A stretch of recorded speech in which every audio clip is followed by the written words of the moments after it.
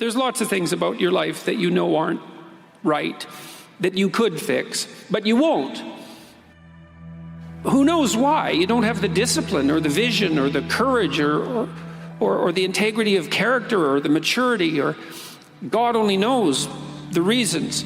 But there are some things that you're doing wrong or not doing that you could fix, that you would fix. And you have to sit and ask. And I think it's the reflection of the New Testament idea that if you knock, the door will open, and if you ask, you will receive. It's a very interesting line because it sounds like something that's naively optimistic. It sounds like it's representing God as, the grantor of wishes in some sense. But I don't believe that's what it means at all. I think what it means is that if you actually want to know something, and you actually want to devote yourself to something, if you're willing to make the proper sacrifices, right, and reorient yourself, that you can move towards what you're aiming at. And I can tell you that if you ask yourself in all humility how it is that you could be better and what you could do in a small way to move in that direction, that first of all, you will receive an answer about what you're doing wrong.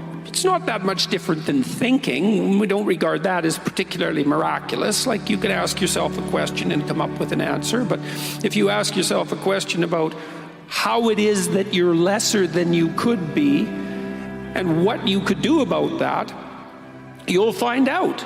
And then if you do that, then you won't be lesser. And that works. And it's a nice form of humility as well, because what you're going to find out if you ask that question is it's not going to be something you're proud of. It's going to be some little rotten element of your character that you're ashamed of in 15 different ways, and for good reason. And even the attempt to triumph over it isn't going to be something that you're going to be able to trumpet proudly to your friends and your family, because, to fight off something that's shameful is a private affair in some sense, but you can do it. You can't be doing that because you want to be a good person in some sense. And you can't be doing that because you want to be seen as being a good person. That's not the right attitude. You have to be doing it because it's the transcendently right thing to do. It's the thing that you do if you aim at the highest possible ideal.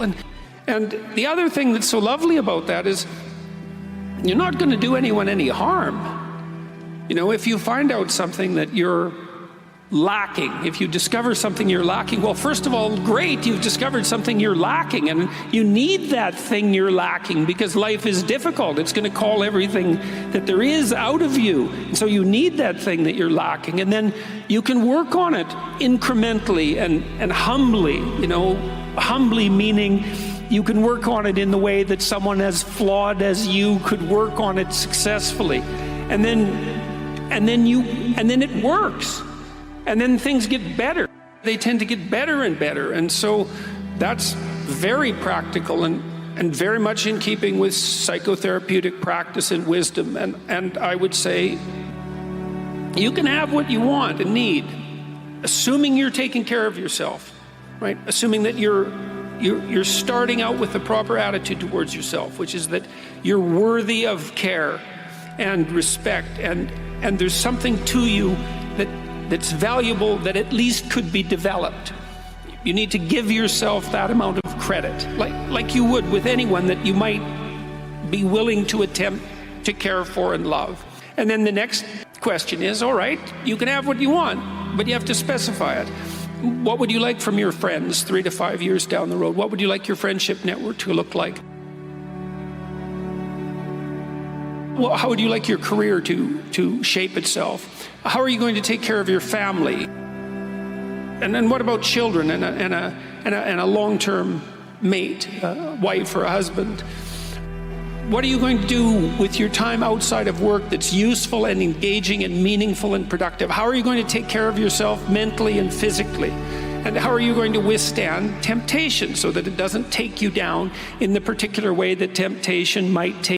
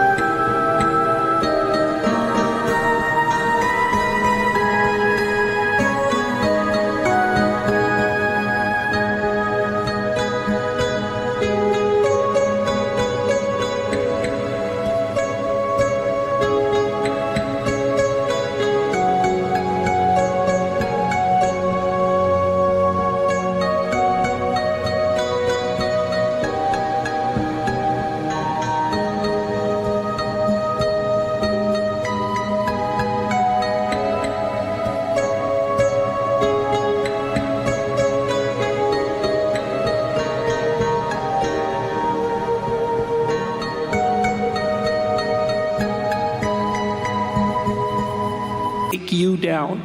You have what you need and want to make your life what it needs to be, so that you can be a good person in the face of the suffering of life. What does it look like? So you wake up in the morning, your consciousness reemerges on the stage of existence, and what you're confronted by is the potential of the day. You see the day as a set of possible pathways. You could do this, you could do that, you could not do this, you could not do that. And your conscience speaks to you too, almost immediately, I would say, upon awakening. Here's something I need to do today to keep things in order. Here's something I need not to do today to keep things in order. Here's my set of obligations that I need to undertake so that when I go to sleep tonight, I can sleep with a clear conscience and things are better than they might have otherwise been. And so what you see in front of you is the potential of the world. And consider for a moment the multitude of your faults and the direction those faults could pull you in. And everyone knows that. Everyone has a sense of how they would fall apart in their own particular manner, with their own particular weaknesses. And so now you have something to aim at. You have a purpose, right? And that's motivating the part of the human being that leads us to redemption.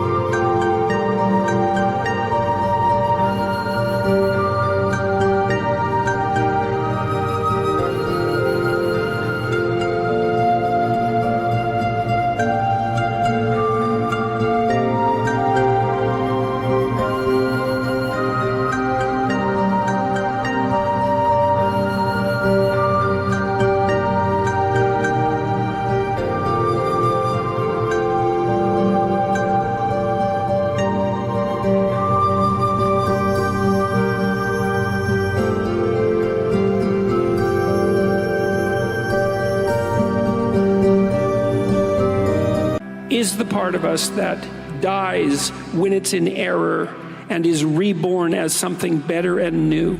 And I think that's true practically and scientifically and metaphysically. It's true at every level of existence. No one knows enough to be certain of anything in some sense. And what you do as you pursue the adventure of your life, if you do pursue it, is to wrestle with those questions of ultimate meaning. The positive element of the idea that it's those who wrestle that are already the chosen people it's such a lovely idea, because it means that despite our doubt, which is inevitable, I believe, the fact that we're willing to contend with that doubt and to move forward in our lives already puts us on the right track.